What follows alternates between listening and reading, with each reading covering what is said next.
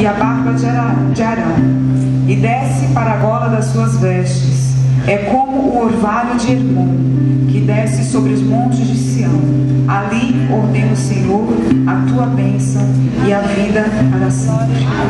Glória a Deus. Que o Senhor possa nos abençoar, que o Senhor possa falar aos nossos corações, para que haja união entre todos os povos nessa terra, amém? Que todas as comunidades evangélicas, cristãs evangélicas possam se unir, amém, queridos? Porque estamos professando a mesma palavra. O nosso Deus, o nosso maravilhoso Deus é um só sobre as nossas vidas, amém? Que todos aqueles que estão aqui presentes e aqueles que forem alcançados pela voz de cada um de vocês que estão aqui entoando louvores, possam ser abençoados, possam ser libertos, possam ser curados, em nome do Senhor Jesus Cristo. Louvado seja Deus.